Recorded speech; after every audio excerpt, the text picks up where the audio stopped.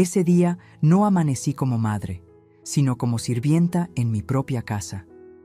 Mi hija me miró de arriba a abajo con esa sonrisa condescendiente que aprendió de su suegra y soltó, como quien pide un favor sin importancia. Mamá, ya que hoy te quedas en casa, podrías encargarte de lavar nuestras cosas. Lo dijo mientras se arreglaba el cabello, antes de salir con la otra mujer rumbo al salón de belleza. Yo me quedé de pie, con el balde en las manos, viendo cómo cerraban la puerta detrás de ellas. Sentí que mi corazón se encogía, porque no era la primera vez que me trataban como un estorbo. Pero esa mañana, algo dentro de mí se quebró. Mientras recogía las sábanas, con ese nudo en la garganta que solo conoce quien se sabe usada, algo extraño se deslizó al suelo. Era un teléfono escondido entre la ropa. Mi instinto me gritó que lo dejara ahí, que no era asunto mío. Pero la curiosidad fue más fuerte. Lo abrí. Y lo que descubrí en esa pantalla no solo me hizo temblar, me cambió la vida para siempre. Nunca supe en qué momento mi voz comenzó a sonar bajito en esta casa. Tal vez fue el año en que me quedé viuda y me mudé con mi hija por unos meses mientras acomodaba mis papeles. O tal vez fue cuando llegó su suegra con sus perfumes caros y su mirada de catálogo y empezó a opinar sobre todo. Cómo debía doblar las toallas, dónde guardar mis tazas, qué decir y sobre todo, qué callar. «No te preocupes, suegrita, aquí la cuidamos», decía ella, como si yo fuera una planta que había que regar de vez en cuando para que no se secara. Mi hija aprendió rápido esa escuela, la de sonreír, y detrás de la sonrisa, esconder el veneno. Aquella mañana, el sol entraba de lado por la ventana y dibujaba en el piso las sombras del tendedero. Yo estaba con las manos húmedas de jabón y el olor a suavizante me recordó a mi madre, que siempre decía que la dignidad también se plancha. Me repetí eso mientras mi hija me asignaba la tarea del día, como si repartiera turnos en una fábrica. «Mamá, ya que hoy te quedas en casa, podrías encargarte de lavar nuestras cosas». Lo dijo suave, musical, pero la música a veces es engaño. Por debajo, la melodía llevaba la letra de una orden. No respondí. A mi edad aprendí que a veces el silencio evita incendios, aunque a veces también los provoca. La vi salir con su suegra rumbo al salón. Escuché sus risas bajando la escalera, la puerta cerrándose, el eco del elevador tragándose su conversación. Me quedé en la cocina, con las tazas alineadas, preguntándome cuándo fue la última vez que ellas me preguntaron cómo me sentía o si necesitaba algo. Yo, que cuando mi hija era chica, vendía gelatinas afuera de la escuela para poder comprarle unos zapatos que no le lastimaran los pies. Yo, que contaba monedas para el gas y me inventaba recetas para que el frijol pareciera fiesta. ¿En qué momento me convertí en la que lava, la que cocina, la que estorba? Me puse a trabajar. Separé las sábanas, las camisetas, la ropa interior que aún olía a su perfume floral y respiré hondo para que la tristeza no se me subiera a los ojos. Fue entonces cuando escuché un golpe leve, un toc seco contra el piso. Miré hacia abajo y vi el teléfono, negro, con una mica agrietada en la esquina. No era el mío, claro. Yo todavía uso uno con letras grandes, de esos que te permiten leer sin lentes si estiras un poco el brazo. Este era más nuevo, más pesado, y tenía una funda con brillo que a mi hija le encantaba. Lo recogí como quien toma una víbora por el cuello, con el cuidado de no olvidar que muerde. Iba a dejarlo sobre la mesa, pero vibró en mi mano. Un mensaje entró y otro se adelantó detrás, como si tuviera prisa por llegar.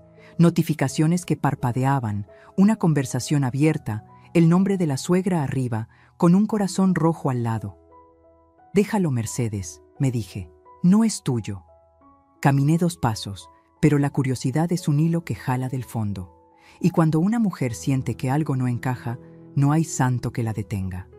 Deslicé el dedo. La pantalla se encendió sin pedir clave. Ahí supe que no era el celular principal de mi hija. Parecía un aparato de batalla, un escondite, un doble fondo. Leí los últimos mensajes. Al principio, palabras sueltas, papeles, firma, notario. Después, frases completas que me aflojaron las rodillas. Hay que apurarlo de la casa antes de diciembre. Que no se entere, tú dile que es un trámite del banco. Mi hermano ya habló con el señor del contrato. El corazón me retumbó en la nuca. La casa, mi casa.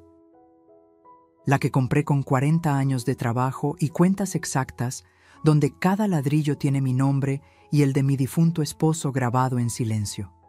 Seguí leyendo, como quien sabe que lo que viene duele, pero igual no puede dejar de mirar. ¿Y si se pone difícil?, preguntaba mi hija. La respuesta de la suegra fue un puñal de hielo. Tú llórale tantito. Dile que la quieres, que es por su bien. A tu edad la gente ya no entiende bien los papeles. Hazte la loca y ya. Sentí que me faltó el aire. Me apoyé en el fregadero y conté hasta 10 para no venirme abajo. El jabón se me resbaló de las manos y cayó con un plop sordo dentro del balde. ¿A tu edad? Ese desprecio escrito, esa crueldad con maquillaje, esas letras que me despojaban de cerebro, de voluntad, de historia. Otro mensaje. De un número que reconocí de memoria. Mi hijo. ¿Cuándo se arregla lo del traspaso? Yo necesito los $3,000 para lo del carro. La suegra respondió, primero la firma del notario, luego se reparte. Ya dijimos $3,000 para ti, $2,500 para el salón y los arreglos, $1,200 para lo de la mudanza, lo demás para los trámites, lo demás. ¿Cuánto era lo demás de una casa que vale más que todo lo que he llorado? Me ardieron las manos. No por el jabón, sino por la impotencia. Mis propios hijos calculando mi techo con la frialdad de quien hace cuentas de supermercado. Cerré los ojos. Escuché mi respiración. No llores, Mercedes, me ordené. No frente a nadie, ni siquiera frente al jabón. Abrí el cajón donde guardo los guantes de hule. Los puse con una calma que no sentía. Mi abuela decía que cuando una mujer está por cruzar una tormenta, primero se peina. Yo, en cambio, me puse los guantes. Era mi manera de sujetar el temblor. Entonces vi la fotografía en el chat. Mi sala, mi sillón de flores, la repisa con los marcos dorados. Y un comentario. Hay que cambiar ese gusto antiguo. Cuando sea nuestra, tiramos todo. Nuestra. La palabra me chocó como puerta en la cara. Entendí en un segundo que la sonrisa de mi hija cada mañana venía afinada con el mismo diapasón que su suegra. Un sonido dulce, una nota exacta para someter. La sonrisa que escondía un veneno. Dejé el teléfono boca abajo sobre la mesa. El silencio se volvió redondo, casi pesado. En ese vacío escuché mi propia voz, la de antes, la que no pedía permiso para existir. No voy a permitirlo, dije bajito. Y aunque todavía no sabía cómo ni con quién, supe que la mujer que entró a esta cocina como sirvienta no iba a salir igual. Alguien acababa de despertar en mí, alguien que no se deja torear con perfumes ni caritas, alguien que aprendió a sobrevivir contando monedas y ahora iba a contar otra cosa. Los días que faltaban para que la dignidad regresara a mi casa. Dicen que las sábanas guardan los sueños de quienes duermen en ellas. Yo, en cambio, descubrí que también pueden ocultar pesadillas. Aquel día, mientras recogía los pliegues húmedos de la ropa, me sorprendió lo pesadas que estaban. No hablo del algodón ni del jabón. Hablo del peso invisible de los secretos que se esconden en los dobleces de una familia. Y yo estaba a punto de levantar el más terrible de todos. Me incliné para sacudir una funda de almohada cuando sentí algo duro, algo que no pertenecía ahí. Metí la mano entre la tela y tropecé con un rectángulo frío, el teléfono que ya había visto caer, ese aparato que parecía esperar el momento exacto para revelarse. Lo tomé, lo puse encima del montón y por un instante traté de convencerme de que no debía abrirlo otra vez. Pero el silencio de la casa era tan grande que parecía invitarme. Hazlo, descubre lo que se oculta entre nosotros. El reloj de pared marcaba las 11 y cada campanada me retumbaba en los huesos. Me senté en la cama, con las sábanas aún arrugadas, y volví a deslizar el dedo sobre la pantalla. Esta vez no fue un mensaje lo que me recibió, sino una galería de fotos. Mi sala, mi cocina, mi cuarto, todos retratados como si fueran escenarios listos para ser demolidos. En una de las imágenes, la suegra posaba de pie junto a mi alacena, señalando con el dedo un rincón donde yo guardo las cazuelas de barro. El texto debajo decía: «Aquí podemos poner el refrigerador nuevo. Lo viejo se tira». Lo viejo. Esa palabra me arañó el pecho, porque no hablaban solo de los trastes, hablaban de mí. Deslicé la pantalla y apareció un video. Mi hija, mi propia sangre, sentada frente a un escritorio con papeles. La escuché decir: «Si firmamos esto antes de diciembre, todo quedará a nuestro nombre. Mi mamá no se va a dar cuenta, piensa que solo es una autorización para el banco». El notario, invisible pero presente por su voz, respondió: «Con su firma basta. Ella es la dueña legítima, pero a su edad no cuestiona mucho. Usted guíela». Sentí que la cama me tragaba. No eran imaginaciones mías, era un plan estructurado, con cómplices, con pasos definidos. Y yo era la última en enterarme. El teléfono vibró de nuevo. Otro mensaje entró: «No olvides que la señora está sola. Su esposo ya no está para defenderla. Es más fácil así». Cerré los ojos. Vi el rostro de mi difunto esposo. Recordé su promesa de que jamás me faltaría nada. Llorar en ese instante habría sido una traición a su memoria, así que me contuve. El dolor no me doblegó. Se transformó en algo más duro, más frío, algo que empezaba a parecerse a la determinación. Tomé aire y me levanté. Caminé hasta el closet, donde aún guardo mi caja de recuerdos, papeles viejos, cartas amarillentas, escrituras dobladas con cuidado. La saqué y la puse junto al teléfono. Ahí estaban las pruebas de mi vida, el testimonio de que esta casa fue construida con sacrificio, con jornadas dobles, con noches de hambre. Esa caja no tenía pantallas, pero contenía más verdad que cualquier celular escondido. Entendí en ese instante que el enemigo no solo estaba dentro de mi familia, también estaba dentro de estas paredes, disfrazado de confianza. El resto del día lo pasé como un fantasma. Lavé, tendí, cociné, pero mi mente estaba en otra parte. Cada vez que veía las sábanas colgando en el tendedero, me parecía escuchar susurros. Aquí se esconde la mentira, aquí está la trampa. Cuando doblé la última prenda, ya había tomado una decisión. No confrontaría de inmediato. A veces, el que grita pierde. El verdadero poder está en quien observa en silencio, en quien sabe esperar el momento exacto para mover la pieza clave. Antes de que regresaran, volví a esconder el teléfono entre las sábanas, justo donde lo había encontrado. No quería levantar sospechas. Dejé todo limpio, la comida lista, el piso brillante. La casa olía a caldo de pollo y a suavizante, como si aquí no hubiera pasado nada. Pero dentro de mí, algo había cambiado para siempre. Ya no era la mujer que se dejaba usar, sino la que había descubierto el secreto enterrado. Y esa verdad, aunque pesaba tanto como un costal de sábanas mojadas, iba a convertirse en mi arma. No sé cuánto tiempo me quedé mirando ese teléfono apagado, como si todavía pudiera escuchar en él los ecos de las palabras que me habían dejado sin aliento. Podría haberlo dejado ahí, fingir que nada pasaba, como tantas madres hacen para no perder a sus hijos. Pero algo en mí se negaba. Cuando una mujer llega a cierta edad, descubre que el silencio también mata, que tragar humillaciones es un veneno lento, y yo ya estaba cansada de envenenarme sola. Volví a encenderlo. Esta vez, abrí las conversaciones completas. Lo primero que leí fue un diálogo entre mi hija y la suegra, escrito apenas la noche anterior. «Mañana le dices que lave, que se entretenga con algo. Así no sospecha. Claro, mamá, ella nunca pregunta. Mientras tenga comida y ropa, cree que todo está bien». Sentí un nudo en el estómago. ¿De verdad me veían así? como una criada satisfecha con un plato de sopa y una silla en la esquina? Cerré los ojos un instante, tratando de recordar la última vez que mi hija me abrazó con amor genuino. No pude. El recuerdo más cercano era un beso apurado en la frente, más frío que los $20 que me dejaba sobre la mesa cuando se acordaba de mis gastos. Seguí leyendo, y cada mensaje era un cuchillo. No olvides sacar las joyas del cofre. Dile que las prestaste para una boda.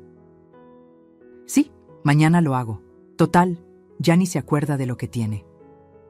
Mis joyas, las que heredé de mi madre, las mismas que guardaba envueltas en un pañuelo bordado, con olor a naftalina y recuerdos.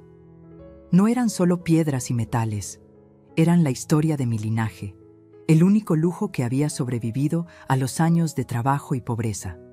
Sentí que el suelo se me iba. Una cosa es que te usen, otra muy distinta es que te borren, pieza por pieza, como si no hubieras existido nunca. Y entonces apareció su nombre, el de mi hijo. Ese hijo que, pensé, aún podía salvarme con un poco de lealtad. La pantalla me mostró su mensaje con claridad cruel. ¿Ya consiguieron que firme? Yo necesito el dinero pronto. El carro no puede esperar. La respuesta de la suegra fue inmediata. Paciencia, mijo, todo a su tiempo. La vieja no sospecha nada. La vieja. No mamá, no señora, no doña Mercedes, solo la vieja. Tragué saliva, porque la palabra se me atoró como piedra en la garganta. Nunca imaginé que un hijo mío pudiera referirse a mí de esa manera. Y lo peor, no solo lo decía, lo aceptaba, lo normalizaba. Mi sangre, mi carne, conspirando contra mí como si yo fuera una carga desechable. El corazón me latía tan fuerte que pensé que los vecinos lo escucharían. Me levanté de golpe, caminé en círculos por la sala y tuve que apoyarme en la mesa para no caer. ¿Qué hice mal? Me pregunté 1000 veces.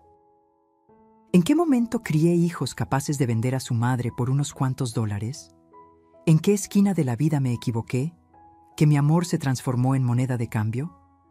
No encontré respuesta. Solo lágrimas que se negaban a salir, porque hasta mis ojos parecían cansados de llorar. Seguí leyendo. Había mensajes de burla, conversaciones donde mi hija escribía: «Hoy se le olvidó poner sal en la sopa, jajaja, ya ni coordina bien». Y la suegra respondía: «Peor para ella. Eso nos da más motivos para apurar la firma, así no se mete en nada».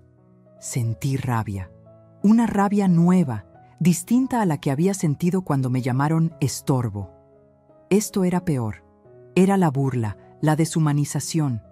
No solo planeaban quitarme lo mío, también me ridiculizaban, me reducían a un chiste en sus pantallas luminosas. Yo, que había trabajado limpiando casas ajenas para pagar sus estudios, convertida ahora en un meme privado de su crueldad. Me quedé quieta, con el celular en la mano, mientras el sol se ocultaba detrás de la ventana. La casa empezó a llenarse de sombras, como si también ella supiera que algo oscuro se había revelado. En ese silencio espeso, escuché mi propia voz en un susurro. Hasta aquí. No fue un grito, no fue un llanto, fue una declaración. Algo dentro de mí había despertado, algo que no iba a permitir más abusos. Apagué el teléfono y lo guardé de nuevo donde lo había encontrado, pero ya no era la misma. Las conversaciones habían destrozado mi corazón, sí, pero también habían encendido una chispa que pronto se convertiría en fuego. Porque una madre puede soportar muchas cosas, excepto descubrir, en letras claras y frías, que sus propios hijos se han convertido en verdugos. Dicen que las paredes escuchan, pero yo nunca imaginé que también podían volverse cómplices de mi dolor. Esa tarde, mientras recorría mi propia casa con el celular escondido en el bolsillo de mi delantal, tuve una sensación extraña, la de caminar por un lugar que ya no me pertenecía. Cada cuadro en la pared, cada maceta en la ventana, cada mueble que había elegido junto a mi esposo, parecía marcado con una etiqueta invisible que decía: próximamente en venta. Me detuve frente al aparador donde conservo la vajilla de porcelana que solo uso en Navidad. Pasé la mano por el vidrio y sentí el frío del abandono. Recordé cuando la compramos en pagos, hace más de 30 años, y cómo mi esposo me decía en broma: Mercedes, con esta vajilla vamos a cenar como ricos. Nunca fuimos ricos, pero en esa mesa nunca faltó comida ni cariño. Ahora, en los mensajes de aquel teléfono, mi hija y su suegra ya habían decidido deshacerse de todo.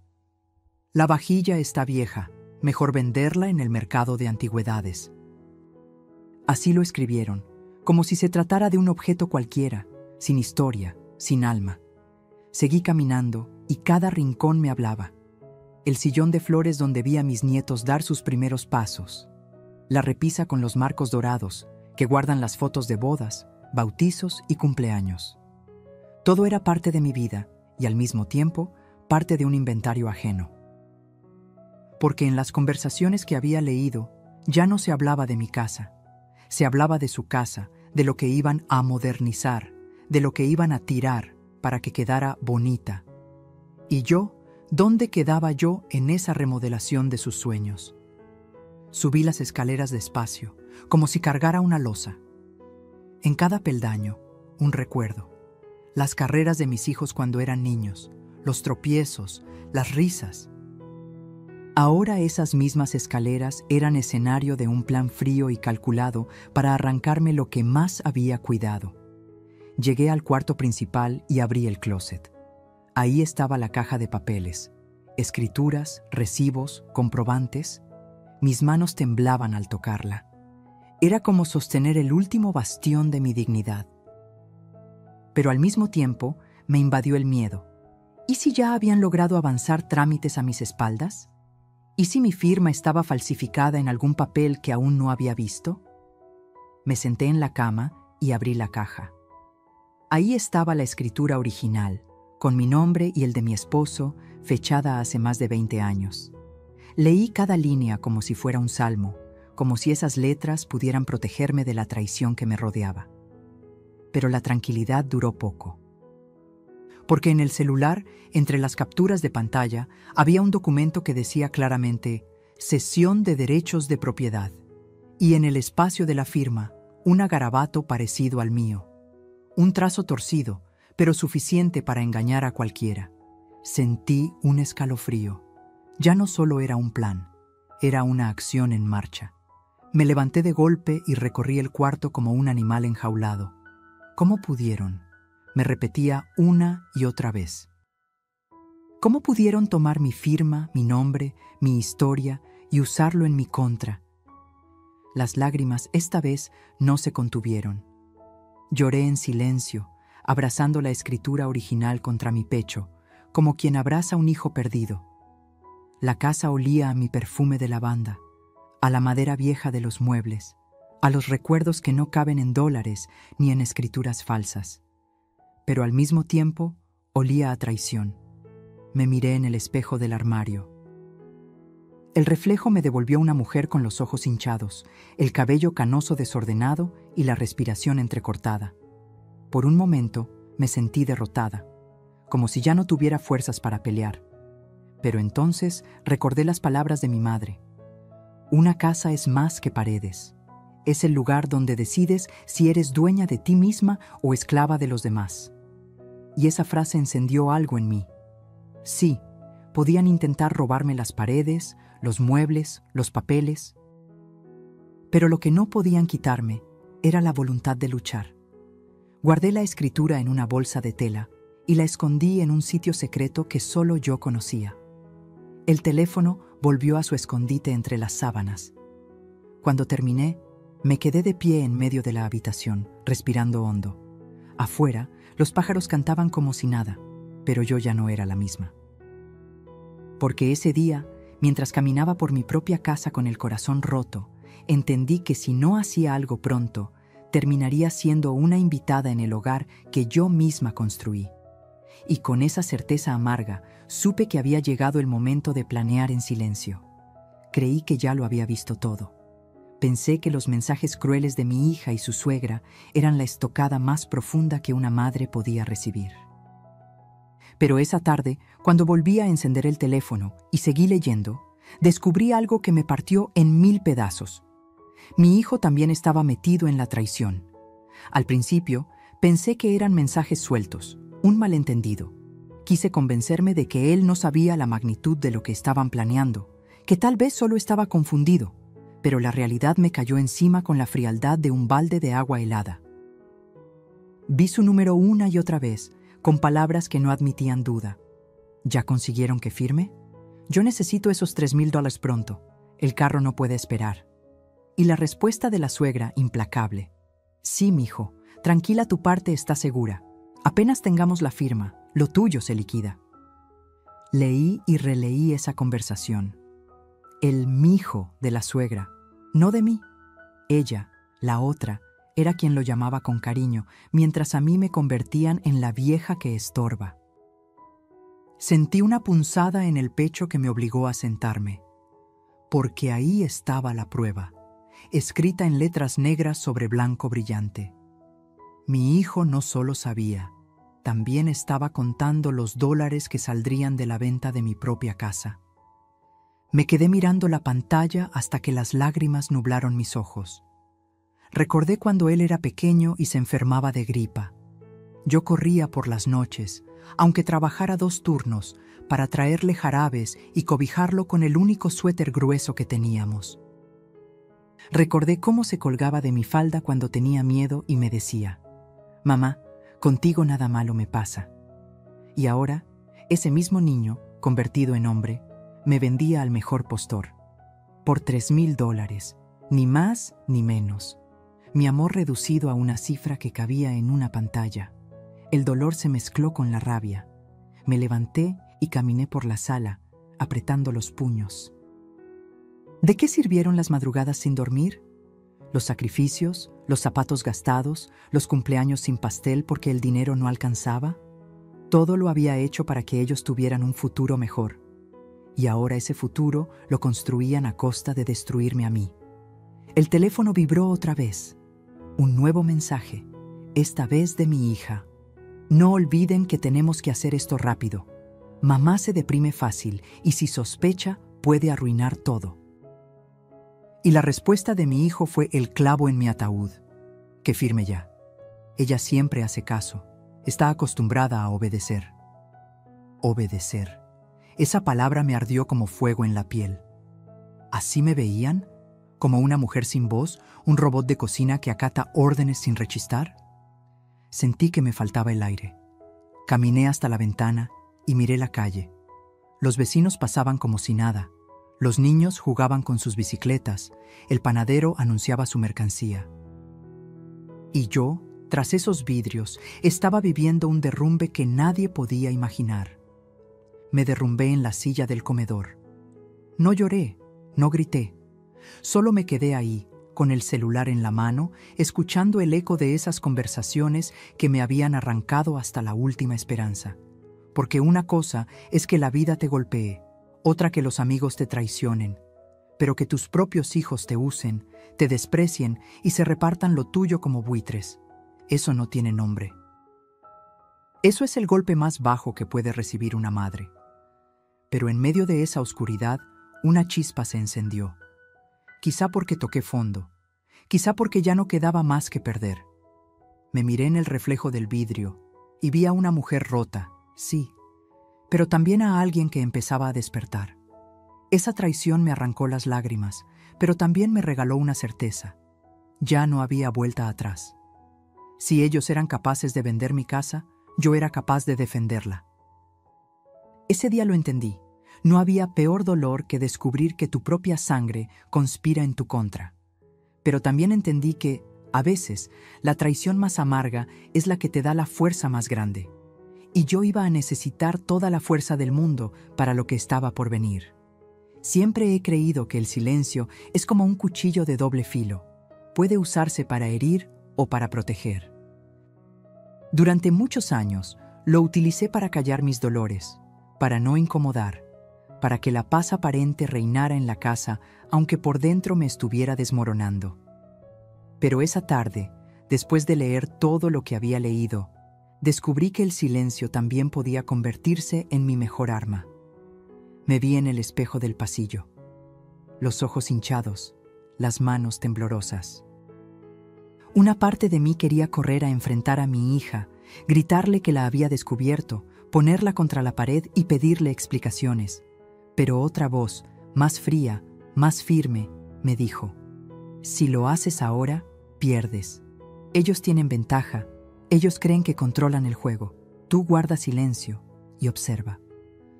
Me quedé quieta un largo rato, escuchando solo el tic-tac del reloj. Cada segundo que pasaba se me clavaba como aguja en la piel. Pero aprendí a respirar hondo. Cerré los ojos y recordé cuando era niña y mi padre me enseñaba a jugar ajedrez. Él siempre decía: el que se desespera, pierde. La reina parece frágil, pero es la pieza más poderosa si sabe esperar. Yo, que tantas veces me había sentido peón en esta vida, de pronto entendí que había llegado el momento de ser reina en mi propio tablero. Esa noche, cuando regresaron del salón de belleza con las uñas pintadas y la sonrisa intacta, yo ya había decidido que no iba a dar señales de nada. Preparé la cena como siempre. Puse los platos en la mesa. Escuché sus conversaciones superficiales sobre peinados y perfumes y asentí con la cabeza como si todo estuviera bien. Por dentro, cada palabra me dolía como piedra en el estómago, pero mantuve el gesto sereno. Ellas no podían saber que yo ya lo sabía todo. Mientras servía el arroz, escuché a la suegra decir: Mercedes, usted se ve cansada, debería descansar más. Lo dijo con ese tono dulce y venenoso que usa quien quiere parecer amable. Yo sonreí levemente y respondí: sí, quizá tenga razón. Uno a veces se cansa de tanto. Y dejé la frase flotando en el aire. Nadie imaginó que en mi mente ya se estaba gestando un plan. Esa madrugada, cuando todos dormían, me levanté en silencio. Encendí una lámpara pequeña y saqué mi libreta de notas. Empecé a escribir todo lo que había visto en el celular: nombres, fechas, mensajes, cifras. Cada palabra era una bala que algún día iba a disparar. Mis manos temblaban, pero mi corazón estaba firme. Por primera vez en mucho tiempo no me sentía débil, sino alerta. Era como si los años se hubieran borrado y volviera a tener la fuerza de aquella mujer joven que luchaba con uñas y dientes para criar a sus hijos. También saqué mi caja de documentos. Revisé la escritura, los recibos de predial, los pagos de agua y luz. Todo estaba en orden. Esa era mi munición, mi escudo. Si ellos querían pelear en los tribunales, yo iba a demostrar que esta casa era mía, legal y legítimamente. Guardé todo de nuevo con cuidado, como quien acomoda armas antes de la batalla. A la mañana siguiente, actué con normalidad. Hice café, barrí el patio, saludé a los vecinos como siempre. Nadie sospechó nada. Pero dentro de mí ya no había miedo. Había estrategia. Sabía que debía aguardar, reunir pruebas, buscar aliados, moverme con cautela. Porque la peor guerra no es la que se libra a gritos, sino la que se gana en silencio. Ese día aprendí a observar con otros ojos. Escuché cada palabra de mi hija, cada comentario de la suegra, como quien escucha piezas de un rompecabezas. Y mientras ellas creían que yo seguía siendo la mujer dócil y obediente de siempre, yo estaba tejiendo mi venganza con hilos invisibles. El silencio, ese que antes me había hecho sentir pequeña, ahora era mi mejor refugio. Y yo estaba dispuesta a guardarlo hasta el día exacto en que, con una sola palabra, pudiera derrumbar todo su castillo de mentiras. Dicen que cuando uno guarda silencio, aprende a escuchar lo que antes parecía ruido. Yo lo confirmé esos días. Mientras fingía normalidad dentro de la casa, afuera empecé a notar señales que hasta entonces me habían pasado desapercibidas. Porque las paredes pueden callar, pero los vecinos, ellos siempre escuchan. Una mañana, mientras barría la banqueta con la escoba de palma, se acercó doña Cata, la vecina de toda la vida. Esa mujer de ojos vivaces, que nunca se pierde detalle, se detuvo frente a mí y dijo en voz baja: «Mercedes, ¿usted está bien? Últimamente he visto entrar a gente rara a su casa. Traen portafolios y papeles. Yo pensé que eran del banco, pero me dio mala espina». Sentí un escalofrío. Así que no eran imaginaciones mías. De verdad había movimientos extraños. Le respondí con una sonrisa apagada: «Estoy bien, doña Cata. Ya sabe, cosas de familia». Ella me miró como quien sabe que no le dices toda la verdad, pero no insistió. Solo me puso la mano en el hombro y agregó: «Nomás no se deje, comadre. A su edad, una merece descanso, no problemas». Sus palabras me acompañaron todo el día, y mientras cocinaba, comprendí que quizá no estaba tan sola como pensaba. A veces, los aliados llegan de donde menos lo esperas. Días después, otro aliado inesperado apareció. Don Ezequiel, el amigo de mi difunto esposo. Siempre ha sido reservado, un hombre de bigote grueso y sombrero de fieltro que suele pasar a saludar en las tardes. Esa vez, sin embargo, vino con el ceño fruncido. «Doña Mercedes, disculpe que me meta, pero hace poco me encontré con su hija y la señora... la suegra. Estaban preguntando por un notario que yo conozco. Me pareció raro, porque hablaban de escrituras». «¿Acaso piensa vender la casa?». El corazón me dio un vuelco. Tragué saliva antes de responder. «No, don Ezequiel, yo no pienso vender nada». Él asintió despacio, como confirmando lo que sospechaba. «Entonces tenga cuidado. Esa gente no anda con juegos, y si necesita testigos de que aquí entran y salen papeles, yo con gusto le digo al juez lo que vi». Sus palabras fueron un bálsamo y un arma al mismo tiempo. No solo confirmaban mis sospechas, también me daban la certeza de que ya tenía un respaldo. Esa misma noche, mientras todos dormían, volví a sacar mi libreta y anoté: Testigo 1, doña Cata, vecina. Testigo 2, don Ezequiel, amigo de la familia. Escribí con letra firme, como quien graba un juramento. Ya no era solo una mujer herida, empezaba a convertirme en estratega. Los días siguientes me dediqué a escuchar. Cada conversación de la suegra, cada llamada a escondidas de mi hija. Descubrí que planeaban reunirse con un supuesto comprador para mostrarle la casa. Hasta fijaron un precio: $85,000. Mi casa, reducida a una cifra fría, repartida en pláticas como si fuera mercancía. Y lo peor, ni siquiera era un precio justo, la iban a rematar por su codicia. Esa información me heló la sangre, pero también me dio fuerzas, porque entendí que el tiempo jugaba en mi contra. Si no actuaba pronto, perdería no solo las paredes, sino mi historia entera. Sin embargo, decidí no precipitarme. Seguí sonriendo por fuera, cocinando caldo y planchando camisas, mientras por dentro tejía mi red de aliados y pruebas. Una tarde, mientras tendía la ropa, escuché a la suegra hablar por teléfono en el patio. No se dio cuenta de que yo estaba cerca. Dijo con claridad: «Ya casi está todo. La señora ni cuenta se da. Pronto tendremos la firma y la sacamos de la casa sin que pueda alegar nada». No sé cómo logré mantenerme erguida. Seguí colgando ropa como si nada, pero por dentro sentí que esa frase era la confirmación que necesitaba. Ellos estaban seguros de que yo era débil, de que mi silencio era ignorancia, pero no sabían que ese silencio era mi estrategia y que ya tenía ojos y oídos que me ayudaban. Cuando cayó la noche, miré al cielo desde el patio. Las estrellas brillaban indiferentes, como siempre, pero yo ya no era la misma. Ahora tenía la certeza de que no estaba sola. Las paredes, los vecinos, los amigos viejos, todos estaban de mi lado. Y con cada día que pasaba, mi plan tomaba más fuerza, porque a veces los aliados más poderosos no son los que tienen dinero o influencia, sino los que, en silencio, ven la verdad y están dispuestos a decirla cuando llegue el momento justo. Nunca olvidaré ese domingo.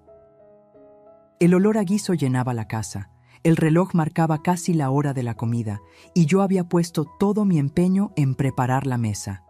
Hice caldo de pollo, arroz rojo y un pastel de chocolate para los nietos.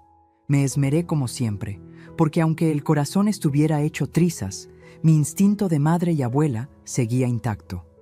Puse los platos, los cubiertos, acomodé las servilletas dobladas en triángulo, como me enseñó mi madre. Cuando todo estuvo listo, llamé a la familia. «Vengan a la mesa, ya está la comida». Lo dije con alegría forzada, esperando al menos una sonrisa, un gesto de gratitud. Pero lo que recibí fue el golpe más humillante. Mi hija bajó las escaleras con la suegra detrás y al ver la mesa frunció los labios. «¿Otra vez sopa, mamá? Ya le dijimos que a los niños no les gusta». La suegra se sentó en la cabecera y agregó con su tono venenoso disfrazado de amabilidad: «Ay, Mercedes, usted debería descansar. Mejor deje que alguien más cocine. Usted ya hizo bastante en la vida. Ahora su lugar está en la cocina. Pero para cosas sencillas, no para estas complicaciones». Me quedé helada. ¿Mi lugar estaba en la cocina? Como si fuera un mueble, como si no tuviera derecho a sentarme con ellos. Intenté responder con calma. Yo solo quise preparar algo rico para todos. Pero mi hija, con esa sonrisa que ya conocía, dijo mientras se servía: «Mamá, entiende, cuando cocinas te tardas demasiado. Y además, a veces se te olvidan cosas. Mejor deja que nosotras nos encarguemos». Lo dijo frente a mis nietos, frente a todos. Sentí cómo la sangre me subía al rostro. No era solo una corrección, era una humillación pública. Los niños me miraron con esa mezcla de inocencia y confusión que tienen los pequeños cuando no entienden por qué los adultos son crueles. Yo, en silencio, me acerqué a la mesa. Busqué sentarme en una de las sillas, pero la suegra, sin mirarme, colocó su bolso sobre el asiento vacío. «Ay, perdón, aquí puse mis cosas. Mejor siéntese en la cocina, Mercedes. Así está más cómoda». Ese fue el momento en que sentí que mi dignidad se derrumbaba. No lloré, no grité. Solo caminé hacia la cocina, me senté en una silla de madera junto al fogón y escuché las risas y las conversaciones desde lejos. Mi sopa, mi arroz, mi pastel, todo en su mesa, mientras yo quedaba apartada como una extraña en mi propio hogar. Cada palabra que llegaba hasta la cocina era una espina. La casa necesita cambios. Este comedor está muy pasado de moda. Cuando ya sea nuestra, la vamos a remodelar toda. La frase final me atravesó el alma. ¿Cuando ya sea nuestra? Ahí, con las manos apretadas sobre las rodillas y los ojos fijos en la estufa apagada, entendí que esa era la gota que rebalsaba el vaso. Ya no podía seguir soportando. Ya no podía seguir siendo invisible. Porque una cosa es callar por amor y otra muy distinta es permitir que te arranquen la dignidad frente a los tuyos. Cuando terminaron de comer, me acerqué a la mesa. Con voz tranquila, recogí los platos y dije: «Espero que les haya gustado».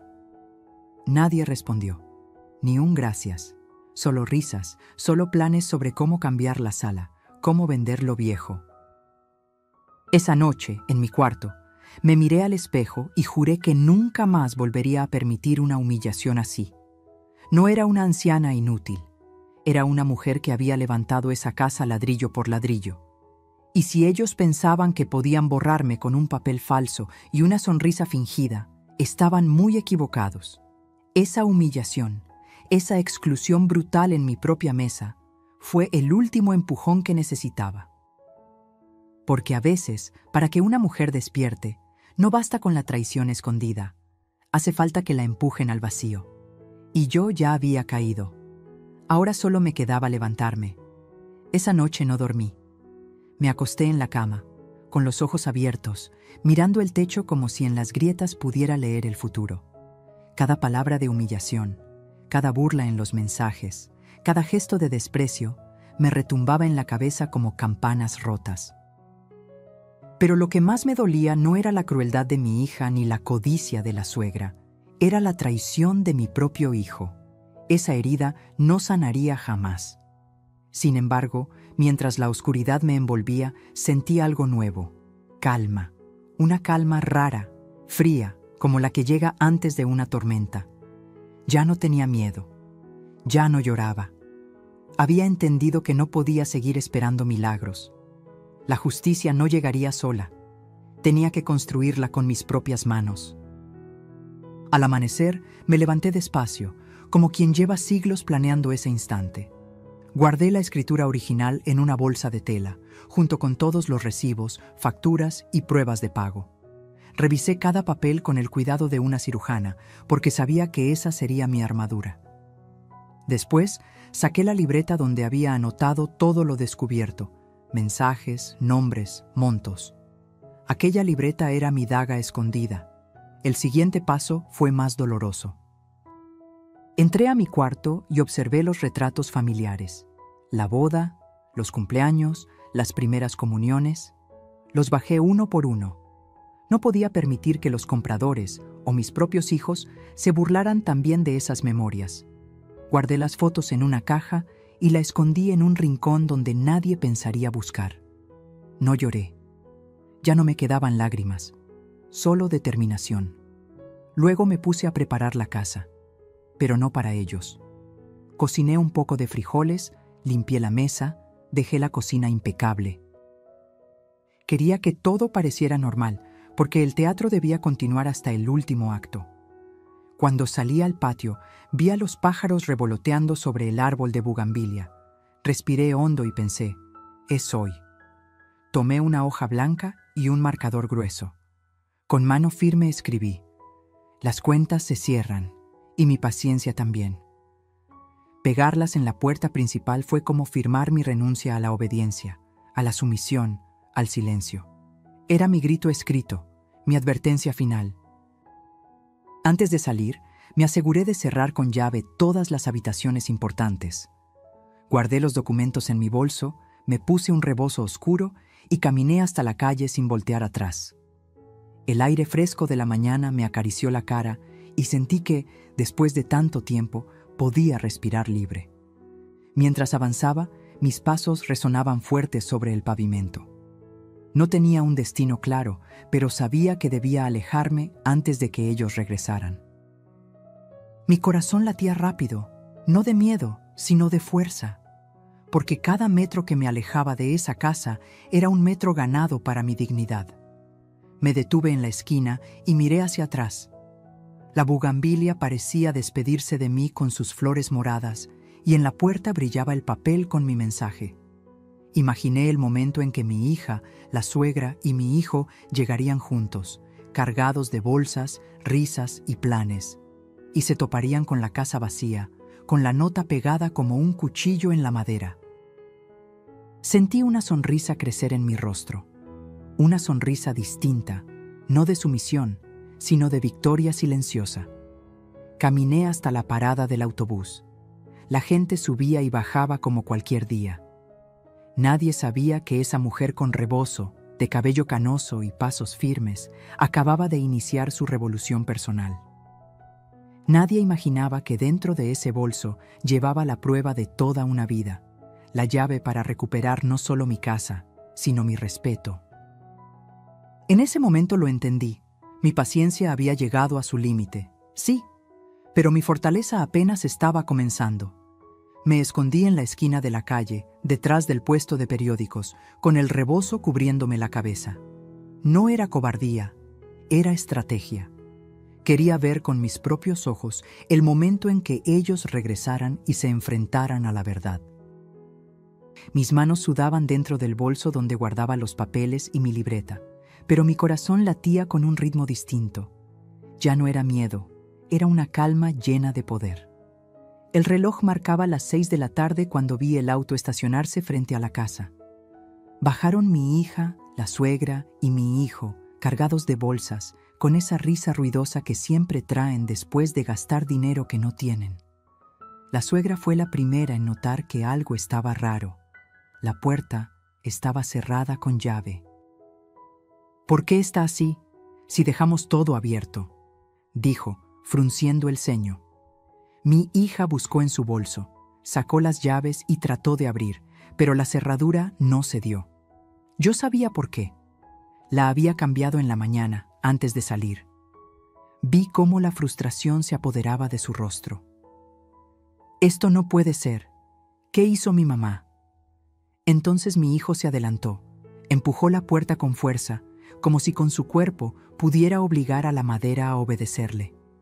Nada. La casa resistía. Fue en ese instante que la suegra notó el papel blanco pegado con cinta.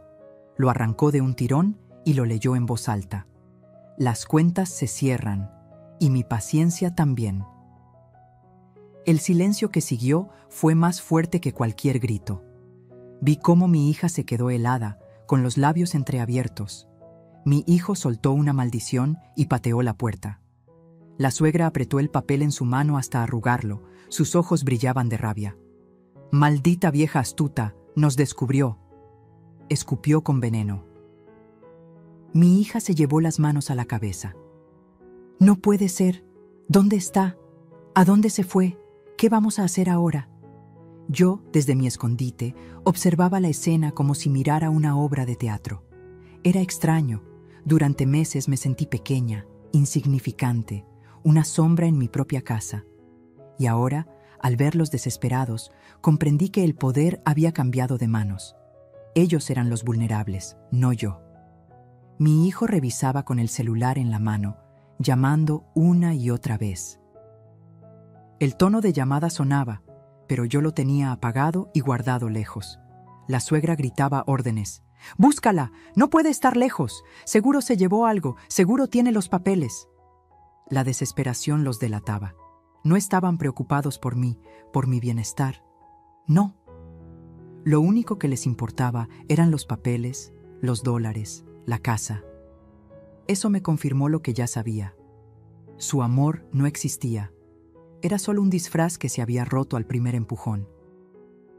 En ese instante sentí algo que no había sentido en mucho tiempo: satisfacción. Como cuando después de años de abusos por fin puedes decirte a ti misma: no me vencieron. Los vi caminar de un lado a otro, llamar a vecinos, tocar puertas, preguntar si me habían visto. Nadie supo responder.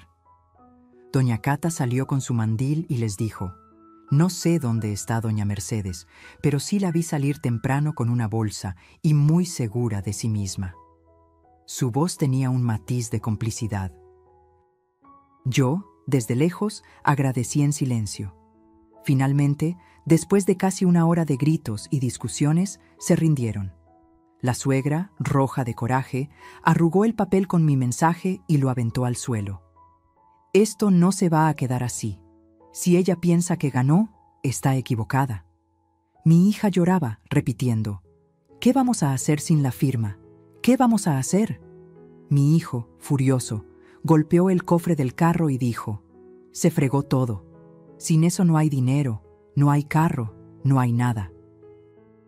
Yo, con el corazón latiendo fuerte, di media vuelta y caminé despacio hacia la parada del autobús. Nadie me vio. Nadie sospechó que estuve ahí, presenciando cada gesto, cada palabra.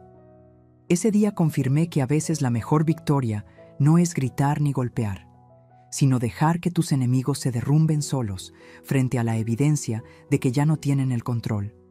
Y yo lo había recuperado todo: mi silencio, mi estrategia, mi dignidad. Siempre dicen que la justicia tarda, pero llega. Yo aprendí que, a veces, hay que ayudarla a encontrar el camino.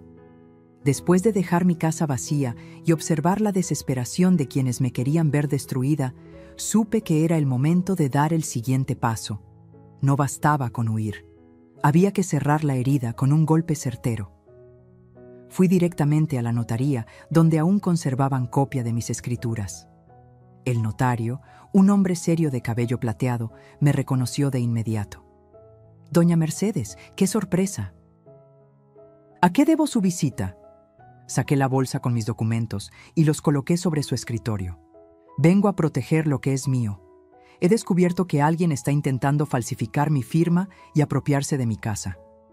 El hombre arqueó las cejas, sorprendido. Revisó mis papeles uno por uno. Después sacó una carpeta y me mostró un documento reciente.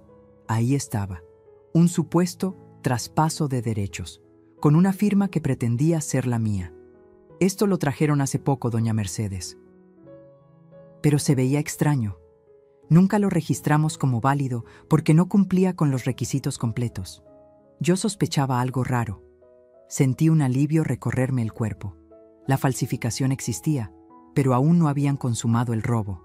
Tenía tiempo y, sobre todo, tenía pruebas. Necesito que me ayude, licenciado. No solo quiero que esto quede claro, quiero que quede registrado que esta casa es intocable, que nadie puede mover un ladrillo sin mi consentimiento. Él asintió y comenzó a redactar un acta. Me explicó cada punto, que la escritura estaba a mi nombre, que ninguna cesión era válida sin mi autorización personal y que, además, podíamos levantar una denuncia por intento de fraude. Escucharlo fue como beber agua fresca después de caminar por el desierto. Al salir de la notaría, con los documentos sellados y firmados en mi bolso, sentí que mis pasos eran más firmes. Esa hoja de papel con tinta azul no era solo un trámite, era mi escudo, mi grito escrito con legalidad. Era la prueba de que mi vida entera no podía borrarse con una mentira. Los días siguientes fueron un torbellino. Recibí llamadas de mi hija, de mi hijo, incluso de la suegra. No contesté ninguna. Sabía que su desesperación crecía. Finalmente, se presentaron en la notaría, exigiendo que se reconociera su traspaso. El notario, con toda la calma del mundo, les mostró el acta que había firmado conmigo. Me contaron después que la rabia de la suegra fue tal que salió gritando del lugar como fiera herida. Yo no estuve ahí para presenciarlo. No quería perder un segundo más en sus caras. Preferí esperar el informe oficial en casa de una amiga, donde me refugié esos días. Cuando por fin tuve la copia en mis manos, confirmé que ya no podían tocar nada. La casa estaba protegida, blindada contra cualquier intento. Pero no me detuve ahí. Con ayuda de un abogado recomendado por don Ezequiel, presenté una denuncia formal por intento de fraude. Adjunté capturas de pantalla de los mensajes que había leído en el celular, la libreta con mis anotaciones y el documento falso con la firma torcida. El abogado sonrió al ver la carpeta. Tiene todo, doña Mercedes. No solo vamos a defender su propiedad, también vamos a demostrar que la quisieron engañar. Esa noche dormí tranquila por primera vez en meses. No porque el peligro hubiera desaparecido del todo, sino porque ahora yo llevaba las riendas. Ellos pensaban que mi silencio era debilidad, pero nunca imaginaron que lo estaba usando para reunir pruebas y esperar el golpe exacto. Los días pasaron y la tensión creció.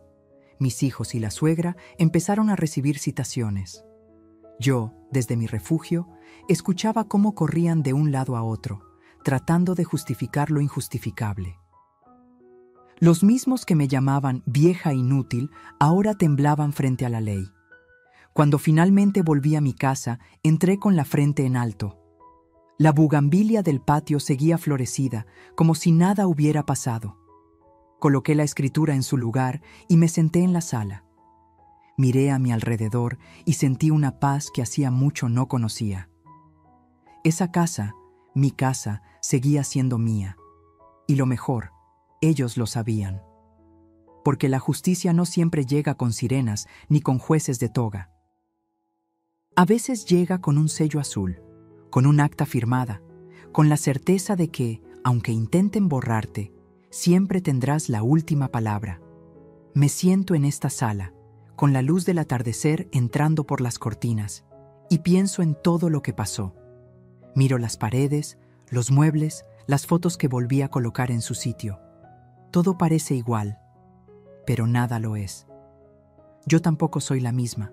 Antes era una mujer que callaba, que obedecía, que se conformaba con una sonrisa falsa y una palabra de desprecio. Hoy, en cambio, sé que mi silencio ya no será sumisión, sino elección. Mis hijos no me visitan. La suegra tampoco se ha atrevido a pisar esta casa desde el día en que recibieron la citación del juez. A veces escucho rumores de que andan enredados con abogados, tratando de limpiar su nombre. Yo no guardo rencor, pero tampoco olvido. Porque el olvido es un lujo que no puedo darme. Si olvido, corro el riesgo de volver a caer en las mismas trampas. Hubo noches en que lloré, preguntándome en qué momento mis propios hijos se convirtieron en verdugos. ¿Fue mi exceso de amor lo que los malacostumbró? ¿Fue mi silencio lo que los hizo creer que podían pisotearme? Nunca tendré esas respuestas. Lo único cierto es que el veneno que corría por sus venas no nació de mí, sino de sus propias decisiones. Y yo, por primera vez, entendí que no todo lo que viene de la sangre merece ser llamado familia. Hoy, cuando me encuentro con doña Cata en la banqueta, me sonríe y me dice: «Comadre, qué bueno verla tranquila. Usted se ve más fuerte que nunca». Y yo le respondo con una frase que ahora repito como mantra: «No hay fuerza más grande que la de una madre cuando deja de callar». Aprendí que la dignidad no se negocia, que ninguna casa, ningún dólar, ninguna herencia vale más que la paz interior de saber que uno se defendió a tiempo. Si yo hubiera seguido callando, hoy sería una extraña expulsada de su propio hogar. Pero tuve el valor de poner un límite, aunque doliera, aunque significara perder la ilusión de tener a mis hijos cerca. A veces pienso en ellos. Me duele saber que eligieron la codicia sobre el amor, que vendieron su lealtad por $3,000 y un carro viejo. Me duele, sí, pero también me libera, porque entendí que yo ya no puedo cargar con las decisiones ajenas. Cada quien escribe su historia, y la mía ya no la escribirán con mentiras ni con firmas falsificadas. Me gusta sentarme en el patio, bajo la bugambilia, con un café caliente entre las manos. Ahí reflexiono sobre lo que pasó y sobre la vida misma. Entendí que la justicia no siempre llega con castigos espectaculares. A veces, la verdadera justicia es ver cómo quienes te traicionaron se quedan con las manos vacías, con la vergüenza tatuada en el rostro. Yo no necesité gritar ni vengarme con violencia, solo necesité paciencia, pruebas y la firmeza de no rendirme. Quiero dejar algo claro por si alguien escucha esta historia. La sangre no siempre garantiza amor. Lo que realmente construye una familia son los actos, los cuidados, el respeto mutuo. Una madre puede dar todo, pero cuando descubre que ese todo la está matando en vida, tiene el derecho y la obligación consigo misma de decir basta. Mis hijos aprenderán su lección, tarde o temprano. Tal vez con la ley encima, tal vez con el peso de su propia conciencia. Porque la vida siempre cobra, y no hay deuda más cara que la traición a una madre. Yo no necesito castigarlos. El castigo ya lo llevan dentro. Saben que me perdieron, que su codicia les arrebató lo más valioso que tenían. Yo, en cambio, gané algo que no tiene precio. Recuperé mi voz, y mientras me quede un aliento de vida, esa voz no volverá a callar. Porque una madre que se levanta después de ser traicionada ya no es una víctima, es una guerrera. Y yo, Mercedes, a mis más de 60 años, finalmente aprendí a hacerlo.